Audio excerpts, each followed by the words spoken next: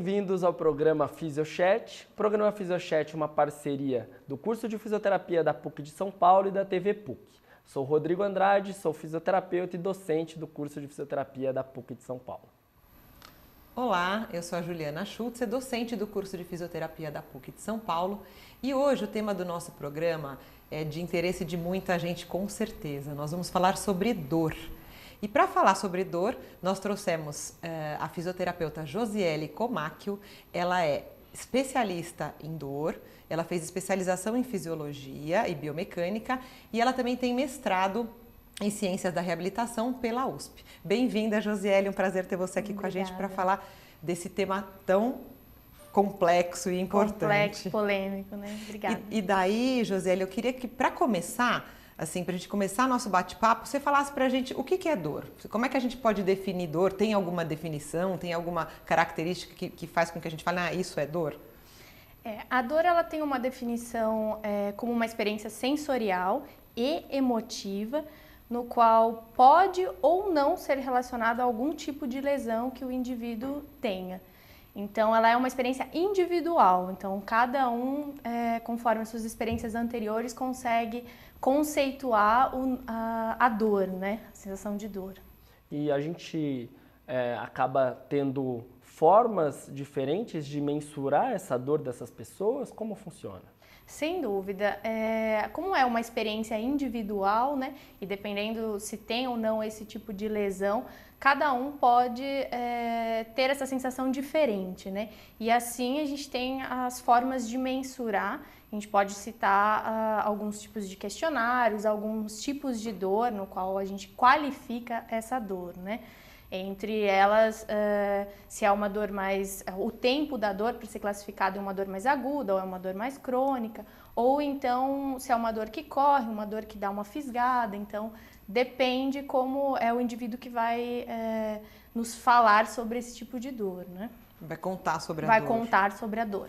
E daí, se ele tem uma dor, ele não procura ajuda, invariavelmente essa dor vai ficar persistente, ela vai ficar mais grave, a tendência é que ela se cronifique e fique mais grave? Quando está relacionado a algum dano potencial dos tecidos, sem dúvida, se o indivíduo não procura o atendimento adequado, o tratamento adequado, essa dor ela pode se cronificar. E assim envolver outros fatores, como afetar a qualidade de vida dele, afetar a capacidade funcional, entre outras as atividades de vida diária que ele possa fazer que ele não vai mais conseguir fazer. Então, por isso que é importante que ele procure um médico, alguém para dar esse diagnóstico, fisioterapeuta, porque que ele está sentindo isso, né? Sim, sim. Josiele, é um grande desafio, acho que para nós fisioterapeutas que tratamos com dor, né, com pessoas com dor o dia a dia, essa transição entre o agudo para o crônico, e dor crônica hoje acho que é talvez vamos falar assim, o maior sintoma, a maior dificuldade de trabalhar com dor, né? Conta um pouquinho sobre o seu trabalho com dor para nós a gente entender um pouquinho mais. Como que você trabalha com isso? Essa transição de dor aguda para dor crônica, e ainda eu tenho a dor recorrente, né? Que são fases subagudas que o indivíduo possa ter. Então, isso vai depender também muito do tipo de lesão que ele tem, pensando em parte muscular, né, músculo-esquelética. Então, a gente até tem na literatura algum tempo praticamente específico de quanto que ele seria essa transição de aguda para crônica. Sem dúvida, as dores crônicas são as mais difíceis de ser tratadas, porque já vem com vários fatores associados. Entre eles, a cinesiofobia, que é o medo, né, de se movimentar, que é uma das causas que vem piorando se o indivíduo não procura um tratamento. Como eu disse antes, a piora da qualidade de vida, já não tenho mais a função, a atividade social que antes ele ia, agora ele não vai mais. Então, tratar a dor crônica se torna difícil porque vai envolver vários fatores. Então, essa experiência e o problema é que as pessoas, dependendo do tipo de dor que elas sentem, elas só procuram a gente depois de um longo tempo, né? Então, já se cronificou. Já se cronificou. Então, dependendo da patologia, isso se torna um grande desafio para profissionais da saúde. Qual que é o tempo para falar? É dor crônica a partir de quanto tempo? Depende da patologia ou tem um tempo? Depende da patologia. A gente sabe que algumas, por exemplo, dor lombar, a partir de 3 meses já é algo crônico. Então, se o indivíduo vem sentindo essa dor por 3 meses, passou de 3 meses, já se torna uma fase crônica, né? Agora, por exemplo, as dores de tendinite, dores de problemas mais articulares, aí podem ser até 3 semanas, depois de 3 semanas já se tornar crônico. Então vai depender do tipo de lesão que ele venha a ter, né? O tipo e a de dor recorrente que você falou, a recorrente se torna, a gente chama de dor subaguda, né? No qual ele tem a dor por um longo período e tem picos dessa dor. Então, semanas ela está doendo mais, de repente ela diminui. Então, mas isso nunca também melhora totalmente? Nunca melhora totalmente, por isso que chama dores recorrentes, Sim. né? Ele dá uma estabilizada, como se tivesse recuperado, melhorado, e de repente, do nada, ele volta a sentir dor, né? Então, é isso que a gente chama de dores subagudas, dores recorrentes, né? Essa divisão. Acho que eu vou voltar num assunto que é um pouco polêmico, um pouco novo, acho que para a fisioterapia, acho que até para as pessoas de casa, esse termo que você falou, cinesiofobia, né? Medo de se movimentar. Porque a gente, no dia a dia, a gente é acostumado a falar assim, olha, não pode abaixar desse jeito que você vai ter dor. A gente é meio engolido por algumas frases aí no dia a dia. Até alguns ditados populares, Isso. Vamos falar um pouquinho mais sobre isso? A gente queria entender um pouco mais o que é esse termo e quão grave isso pode implicar nessas pessoas com dor crônica.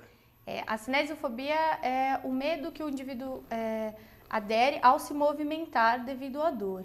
Então, o prejudicial disso é que ele deixa de fazer várias atividades, assim acontece de piorar os outros fatores, por conta que ele tem medo de sentir dor. Então, às vezes, ele já nem tem tanto a dor, ele já não está naquela fase assim aguda e mesmo assim ele não consegue, ele tem medo de se movimentar, então ele deixa de sair, ele deixa de subir uma escada e isso vai prejudicando totalmente a funcionalidade dele, né? Então a gente tentar encorajar o paciente a voltar às atividades é uma das melhores maneiras de a gente tratar essa dor, né? Quando a gente pensa nesses problemas musculoesqueléticos, como por exemplo a dor lombar, o indivíduo, a gente tem e a literatura mostra que a gente tem que incentivá-lo o mais rápido possível a voltar às suas atividades e não fazer com que ele crie esse medo de se movimentar, porque isso pode prejudicar as outras funções, né? E assim se tornar algo que era pequeno se tornar grande, né? Então essa parte da cinesiofobia entra muito com a gente ensinar o paciente a como conviver com aquela sensação, com aquela dor e demonstrar para ele que não é algo assim terrível ele estar sentindo aquilo. Que a dor é um sinal de proteção do nosso corpo, né? Então, se a gente não sente dor, sinal que eu não tenho essa sensação que ela é importante, né? Então, que é um se alerta, eu não sinto, né? Exatamente, é um alerta. Então, é importante sentir dor. É lógico que ninguém merece ficar sentindo dor o tempo inteiro, né? Mas é um sinal de alerta que tem alguma coisa errada no meu corpo, né? Então, eu preciso procurar ajuda, eu preciso tratar. Então, isso que você está falando, assim, essa questão do indivíduo aprender a lidar com a dor, a reconhecer essa dor, é um autoconhecimento, é um processo de educação que você está falando que seria o ideal, esse indivíduo se educar para a dor? Vocês têm algum trabalho voltado para isso? Sim, sem dúvida, isso dá para dizer em todos os tipos de patologias, né? Essa parte educativa ela vem se tornando bem importante. Na área da fisioterapia, a gente tenta trabalhar muito eu tento trabalhar muito com essa parte de educação da dor. Então, o que é a educação da dor? É a gente mostrar para o indivíduo desde a parte anatômica do corpo, então, o que está acontecendo com aquele corpo, falar numa linguagem que ele entenda, né? O que está acontecendo para ele ter aquela sensação. E como que ele consegue adaptar maneiras de ele se locomover, que ele não sinta dor, como ele vai enfrentar quando ele tiver essa dor, como que ele tem que enfrentar isso. Então a gente acaba ensinando o paciente a como lidar com a dor. Então, desde a parte de anatomia, a parte de fisiologia, o que acontece no meu corpo, a parte educativa de quais são as posturas que ele tem que aderir, o que ele realmente tem que tomar cuidado, retornar à atividade física deles, atividades habituais. Então entra todo essa parte de terapia cognitiva comportamental, né? Entre elas a gente faz muito uso de cartilhas, faz muito uso de aulas mesmo para o paciente, que vão complementar a melhora do tratamento dele, né? Uma melhora significativa. Porque, na verdade, as pessoas, acho que quem tem dor em casa, às vezes acho que você pega pensando assim, mas eu tenho mesmo dor ou é coisa da minha cabeça? Isso acontece no seu dia a dia? As pessoas perguntarem se é psicológico ou o marido fala para a esposa, isso não é nada. Como que é um pouco você lidar com esse tipo de pessoa, assim? A dor, ela tem sim muito como a classificação dela, né? Uma experiência sensorial e emocional. Então, sem dúvida, essa parte psicológica, ela é bem envolvida na dor, né? Então, e aí isso acaba a pessoa somatizando, né, aquela sensação. Essa parte psicológica entra também a gente ensinar o paciente a não achar que é a pior coisa do mundo ele está sentindo aquela dor, né? E não ficar somatizando, né? Então, essa parte de terapia cognitiva comportamental, aí vem também os outros profissionais como psicólogo, que entra muito nessa parte de explicar para o paciente o que está acontecendo para ele não ficar somatizando, né? Sim. E sem dúvida tem uma relação grande, né? Do paciente achar que está frio, ele está pior, achar que choveu, ele piorou. Então, vários estudos mostram que várias dores têm relação, mas também, por exemplo, fatores climáticos, tem estudos que mostram que não tem relação nenhuma, que volta só para o psicológico do paciente. Aí mudou o tempo, ele já fica, ele mesmo, né, gera esse comportamento. E aí evolui para piora de tudo, né? E aquela história dos homens que não aguentam dor? Homem não aguenta dor, homem faz muita mãe. Eles têm mesmo mais dor do que as mulheres ou é mito? Mitos ou verdades? Eu estou em minoria aqui, né? Todo mundo fala que os homens, eles sentem mais dor. Na verdade, as mulheres, elas são mais propícias a terem doenças e os homens têm mais a sensação física da dor. Então, ele consegue ter essa percepção física. Já as mulheres, elas têm uma sensação mais emotiva. Mas, querendo ou não, ainda as mulheres sentem mais dores que os homens. Então, isso pode ser por conta de fatores hormonais, isso pode ser por conta até um conceito aí social, né, histórico, cultural, exatamente, que as mulheres, elas sentem mais dor, assim como as mulheres são mais propícias a terem doenças, né. Josiele, a gente tem algumas perguntas dos nossos telespectadores, então se você quiser mandar vídeo com perguntas para os nossos convidados, entra nas nossas redes sociais. Vamos lá. Olá, sou Isabela Macedo, aluna de fisioterapia da PUC de São Paulo e gostaria de saber por que tem pessoas que sentem mais dor do que outras. A dor, ela é bem relativa, né? Então, sem dúvida, pessoas que são mais emotivas, elas vão sentir mais dor. Então, pensando nessa parte psicológica, pensando também nessa parte, se a pessoa já tem, por exemplo, sobrepeso, são fatores que podem fazer com que, se a pessoa é uma pessoa inativa, não realiza atividades físicas, podem fazer com que elas sintam mais dor do que outras pessoas. Então, a dor é uma experiência individual, né? Não tem como a gente dizer essa vai sentir mais dor, essa não vai sentir tanta dor. Tem algum trabalho de culturas diferentes? Porque, vou falar da minha área, né? A gente acompanhava, às vezes, trabalhos de parto na maternidade. E a gente via uma nítida diferença de mulheres que sofriam, gritavam muito com aquela dor e outras que eram mais controladas, elas respiravam.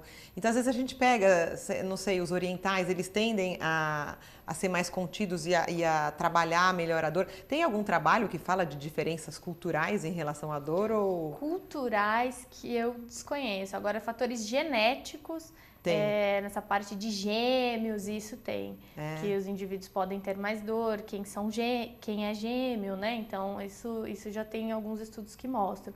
Agora, assim, pensando essa parte cultural, pelos nossos conhecimentos atuais, a gente acho que tem sim relação. Agora, algum estudo que mostre isso, eu desconheço. Porque acho que seria mais essa parte do emocional mesmo, né? De como eu encaro a dor. Como você encara a dor. É muito individual, né? Então, mas eu acho que fatores culturais... tem alguns estudos que mostram raça, né? Que aí sim também tem diferenças. Eles citam que as pessoas brancas sentem mais dor do que as pessoas negras. Então, alguns fatores de raça tem sim alguns estudos. Interessante. Josiele, então como que você sei lá, daria uma dica para o pessoal de casa para falar assim, olha, já que eu estou sentindo dor, qual é o caminho que essa pessoa deve procurar, né? Vamos falar um pouco da sua área, que é a área mais musculoesquelética, dor no corpo em geral. Qual seria o caminho aí para ela? Porque muitas vezes a pessoa está lá em casa e não sabe nem dar o primeiro procurar, passo, né? ou médico, ou fisioterapeuta. Como que você direcionaria isso a essa pessoa? O primeiro de tudo, a gente aconselha a procurar um bom profissional da saúde que consiga dar esse diagnóstico e essa pessoa comece a entender o seu corpo. Então, começar a observar o que ela faz que dói, por que está doendo, se ela tem alguma relação, se tem algum histórico de doença, se ela fez alguma atividade que sente que está doendo. E assim, consequentemente, quando ela vai procurar o profissional da saúde, um profissional adequado, né, ele vai conseguir mensurar essa dor através de infinitas formas de mensuração dessa dor para desenvolver uma ajuda e tratar esse problema, né?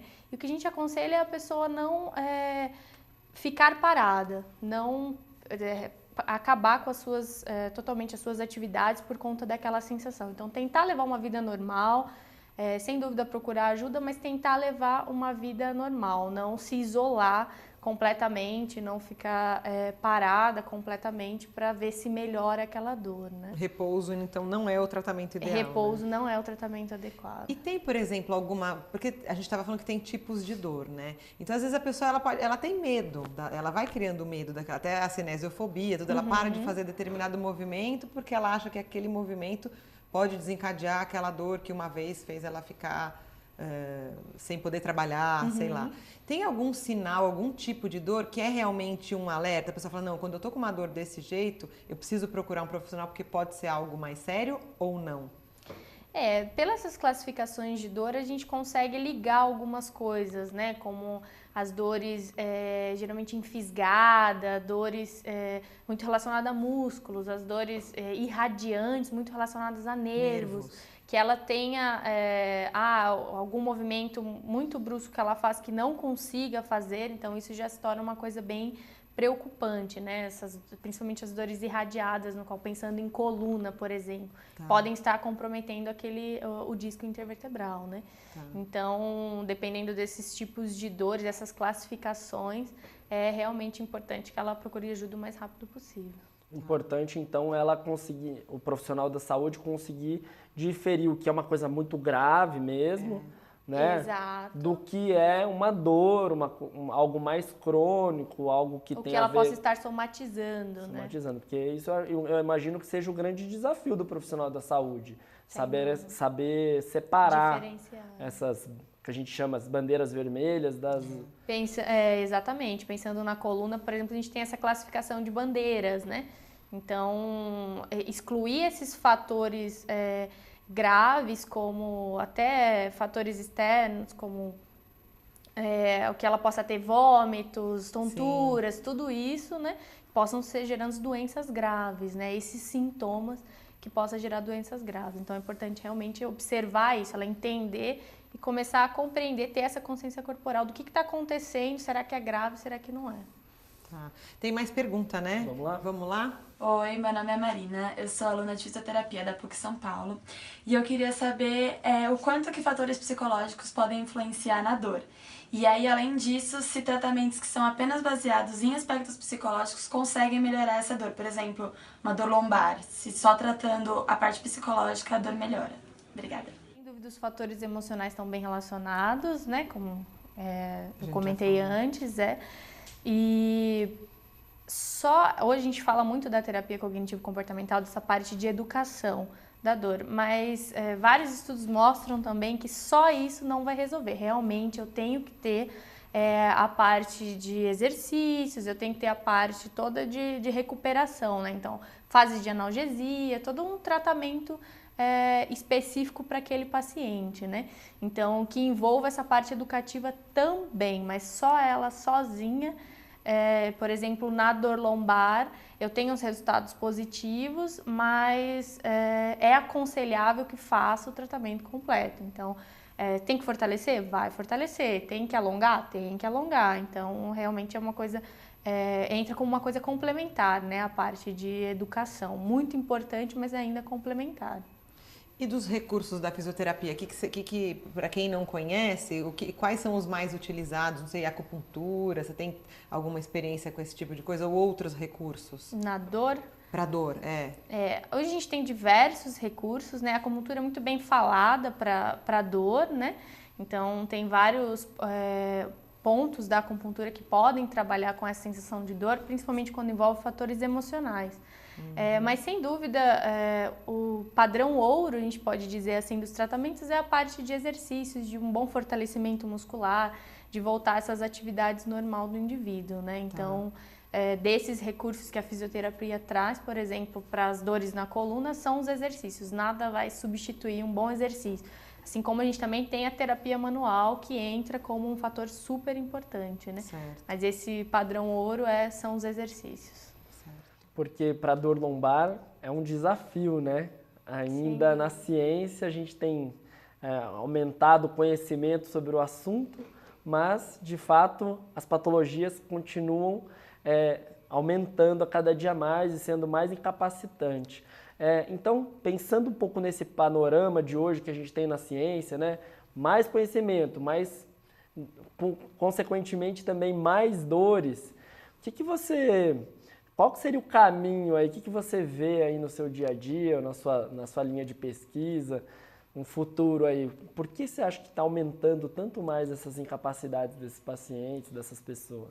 Sem dúvida, estilo de vida, né? Então, hoje as pessoas, por mais que a gente tenha aí muitas campanhas de atividade física, muitas campanhas de se cuidar do corpo, o estilo de vida que nós levamos ainda acaba piorando tudo, né? Então, faz com que as pessoas aumentem as dores, né? As pessoas estão mais sedentárias, As pessoas são mais sedentárias em geral, exato.